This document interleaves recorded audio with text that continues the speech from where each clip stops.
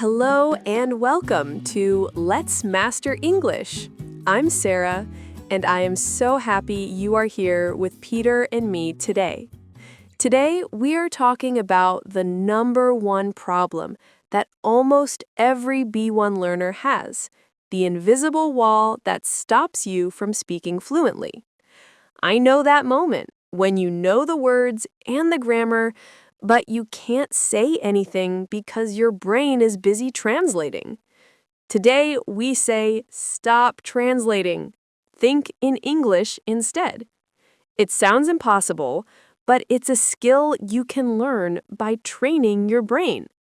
We'll explain why translating is so bad for your fluency and give you 6 powerful techniques to start thinking in English today. Let's dive in. Hello, and welcome to Let's Master English, the podcast that helps you take your English from good to great. I'm your host, Sarah. And I'm your co-host, Peter. It is so good to be with you all today. We have listeners from all over the world, from Tokyo to Timbuktu, from Berlin to Buenos Aires, all with one goal: mastering English. That's right, Peter. And we know it can be difficult. We know that sometimes you feel, stuck. You study for hours, you memorize lists of vocabulary, but you still can't find the right word in a conversation. Oh, absolutely. That feeling is the worst. You know the word, but it's on the tip of your tongue, as we say. It's right there, but you just can't grab it. It's so frustrating. It is. But what if we told you that maybe you're just learning in a way that works against your brain, not with it? Ooh, I like the sound of that. Working with my brain. That sounds much easier than fighting it. Exactly. So today we have a very special episode. We are not just talking about what to learn, but how to learn. This is the science of learning brain tricks for fluency. This is going to be fantastic. We are going to give you simple, science-backed tips, real tricks that you can use to learn faster, remember more, and speak more fluently. And we will share stories from learners around the globe, just like you, who have used these methods to succeed. So grab a notebook, a cup of tea, and let's get started.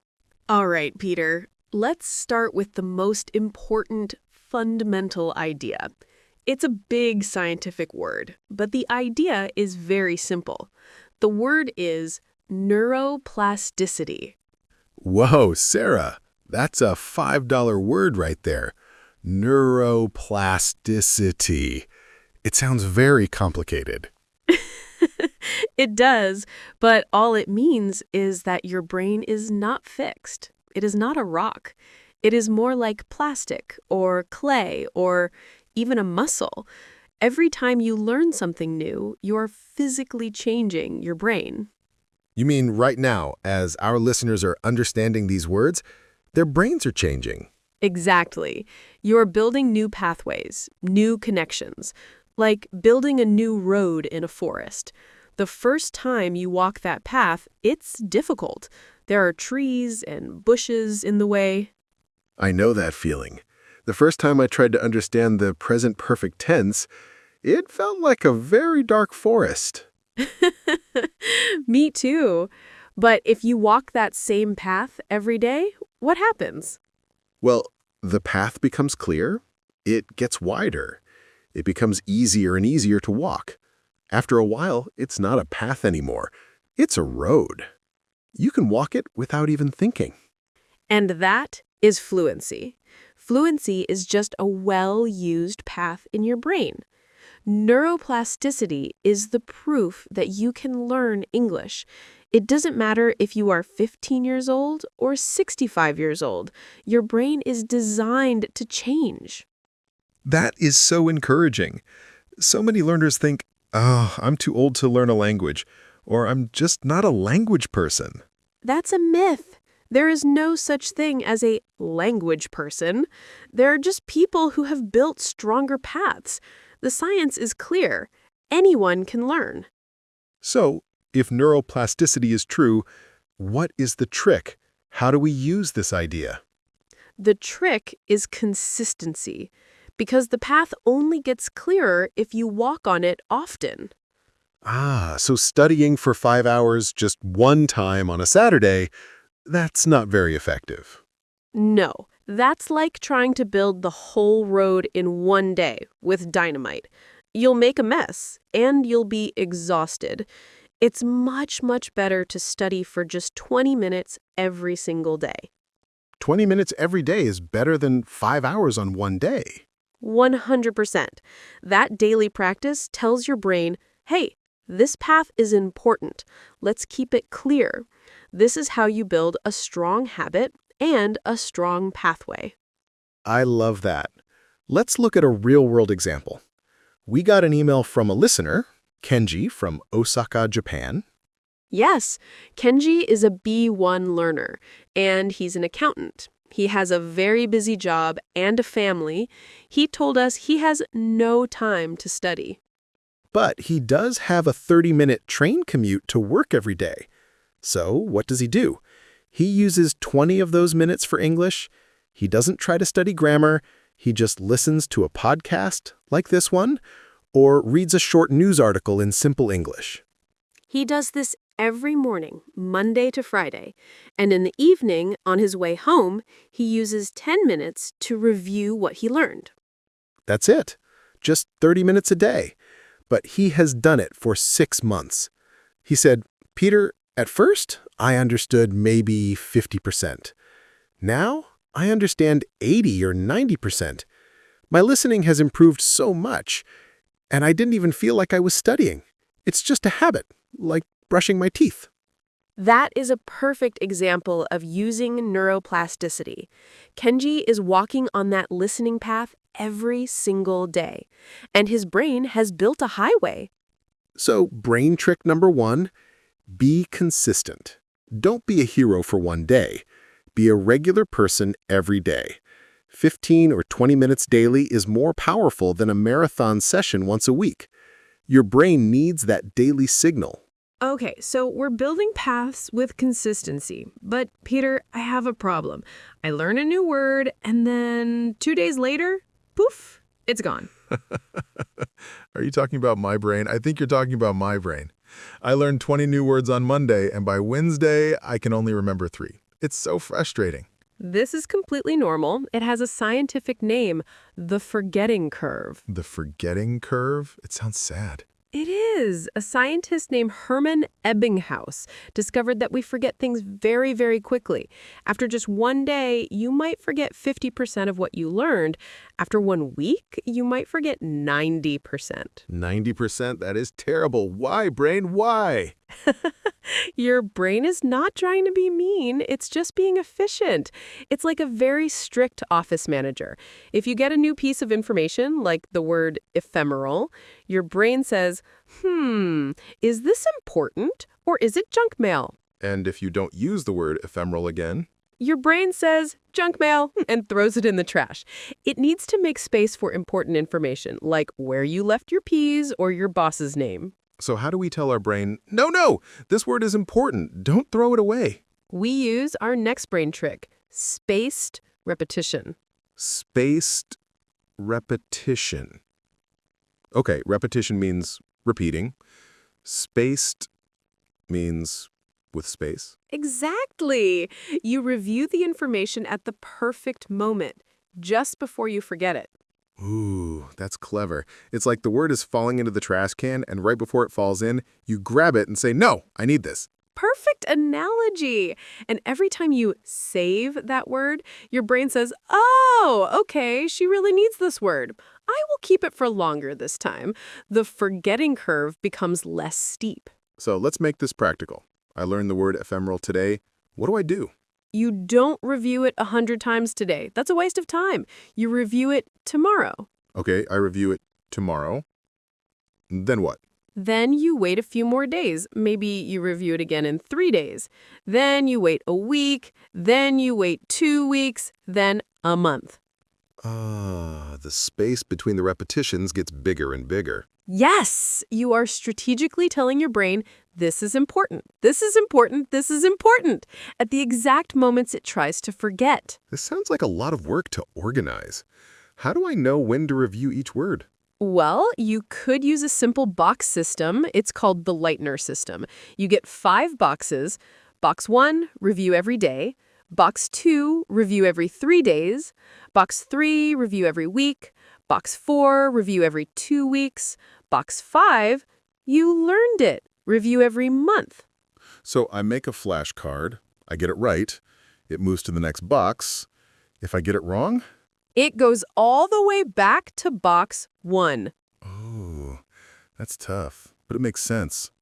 But, Peter, we live in the 21st century.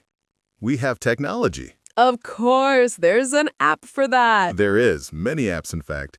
They're called SRS apps, which stands for Spaced Repetition System. The most famous one is probably Anki. There's also Memrise, Quizlet, and many others. So these apps do all the work for you? They just show you the exact card you need to review on the exact day you need to review it. Yes, it's brilliant. We heard from Maria in Sao Paulo, Brazil. She's a B1 learner who wants to be a B2. Her biggest problem was vocabulary. She told us she used to write words in a notebook, but she would never look at the notebook again. I have so many of those notebooks, Maria's notebooks. But then she started using Anki. She made a new rule, 10 new words every day. No more, no less. She finds these words from TV shows or articles she reads. She spends about 15 minutes every morning. The app shows her 10 new words, and it also shows her maybe 30 or 40 old words for review.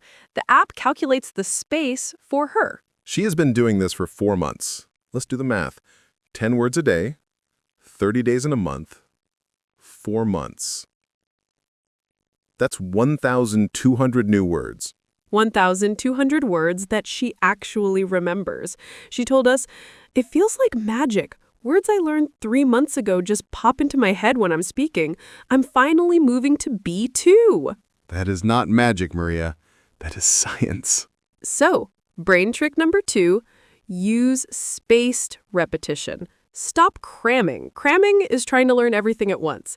It's for passing a test tomorrow, not for long-term fluency. Get a flashcard app like Anki. Trust the algorithm. Review what it tells you to review every day. It is the single most powerful way to remember vocabulary. Okay, Peter, so we're building paths with consistency, and we're remembering words with spaced repetition. I feel smarter already. But how we review is also very, very important. Let me ask you a question. What do most students do when they study for a test?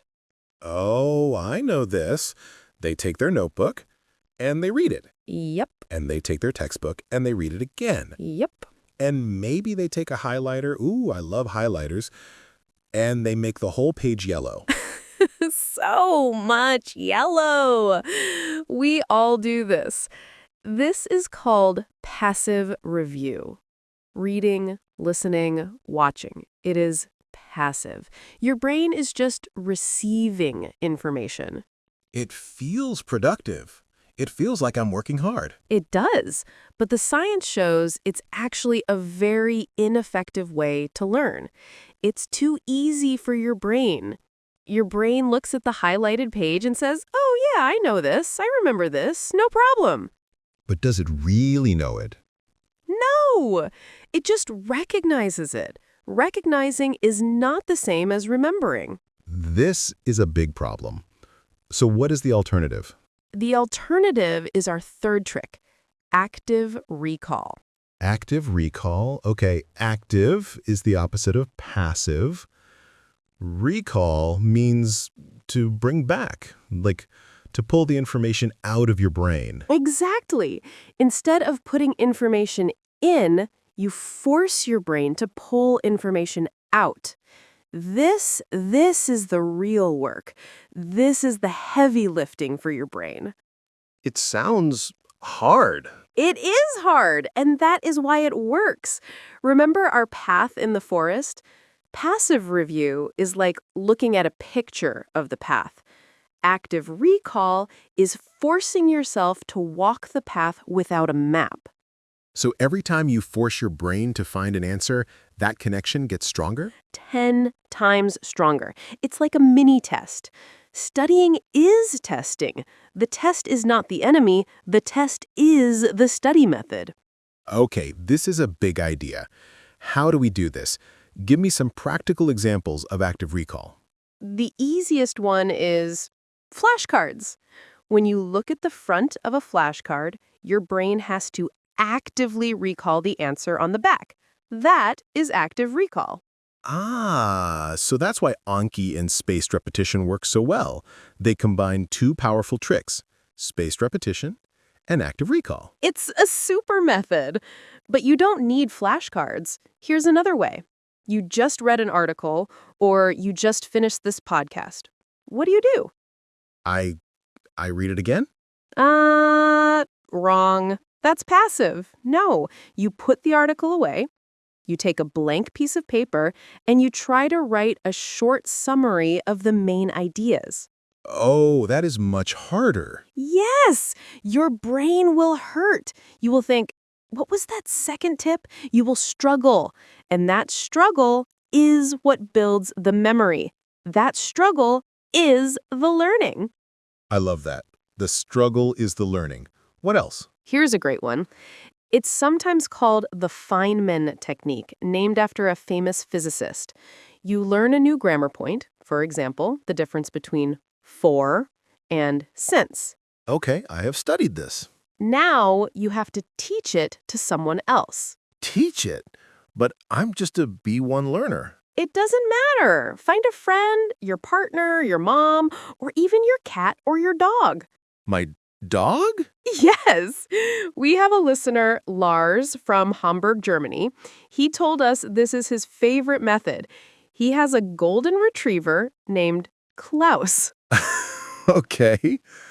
When Lars learns a new grammar rule, he sits down with Klaus and says, "Okay, Klaus, today we are learning the second conditional.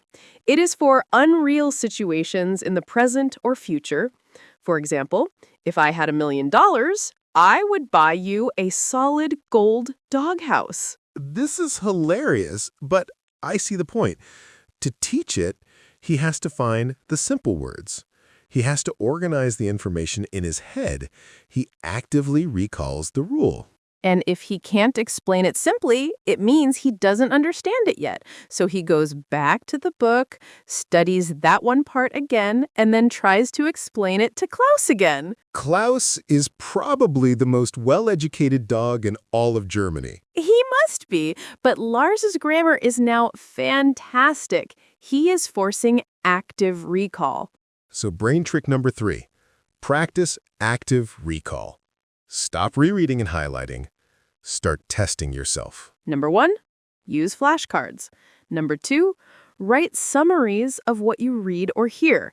And number 3, teach it to someone or something. That's it. If it feels difficult, you are doing it right. Okay, Sarah, I'm ready. I am being consistent. I am using spaced repetition flashcards, and I am actively recalling by teaching my dog. I am the perfect student. You are a great student, Peter. But I have a question. When you study, do you study in blocks? What do you mean, blocks? I mean, do you say, okay, from 6 to 7, I will only study grammar. Then from 7 to 8, I will only study new vocabulary. Yes, I do. It feels organized. It feels focused. Is that wrong? It's not wrong, but it might not be the most effective way. This is called blocked practice. Blocked practice. The science of learning has found something that works better, and it's our 4th trick, interleaving. Interleaving? Like you leave one thing and go enter another? Close. It means mixing up your practice. Mixing it up? But that sounds chaotic, unorganized. It feels chaotic, but your brain loves it. Think about sports. If you are learning to play tennis, is it better to practice only your forehand for 1 hour and then only your backhand for 1 hour? That's what most people do. Right. But a real tennis game is not like that. A real game is forehand, backhand, volley, serve, backhand, forehand. It's mixed. And speaking English is the same. A real conversation is not, now we will only use the past tense. A real conversation is past tense, new vocabulary, a question, a phrasal verb, a future tense. It's all mixed together. Exactly. So you should practice the way you want to play. Blocked practice feels good because you quickly get better in that one session. Your forehand feels great after 1 hour, but you forget it faster. Interleaving or mixing feels more difficult. You make more mistakes, but the learning is deeper and lasts longer. So, here is the practical trick. Instead of 1 hour of one thing, break your hour into 3 or 4 different things. Give me an example. Okay, you have 1 hour to study. 15 minutes, practice active recall on your vocabulary flashcards. 15 minutes, read a short article. This is reading input. 15 minutes, do 2 different grammar exercises, maybe one on phrasal verbs and one on prepositions. 15 minutes, write a short journal entry using the new words and grammar. This is output practice. Wow, that is a lot of different skills in 1 hour. Vocabulary, reading, grammar, and writing. Yes, you are forcing your brain to switch gears, to interleave. Your brain has to pull from different parts of its toolbox. This is much more like a real conversation, and it builds more flexible, stronger connections. Let's get an example. We heard from Fatima in Cairo, Egypt. She's a university student. Yes, Fatima was a blocked practice fan. She would study grammar for a whole week. She called it Grammar Week. I can imagine.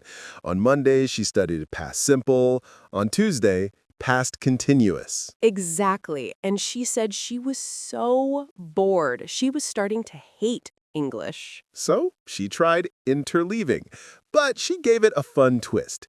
She created theme days. Ooh, I love this. Tell us. So let's say Tuesday is travel day. For vocabulary, she learns 10 words related to airports and hotels. For listening, she watches a 10-minute travel blog on YouTube about London. For grammar, she focuses on going to versus will for future plans. For speaking, she records herself for 5 minutes pretending to book a hotel room. That is brilliant. It's all mixed up, all 4 skills, but it's all connected by one fun theme. She is interleaving her skills, listening, speaking, reading, writing, and her topics, grammar, vocab. She told us, I am never bored, and I feel like I can actually use the language. Last week was food day, and I learned how to order at a restaurant and read a recipe. It's so practical. That is a perfect example. So, brain trick number 4, use interleaving. Stop blocked practice. Mix it up. Your study session should be like a good salad. A little bit of lettuce, some tomatoes, some cucumber, some chicken. It's more interesting and much healthier for your brain. Okay, Peter, we've talked about some serious brain tricks. Consistency, spaced repetition, active recall, and interleaving. These are all active study methods.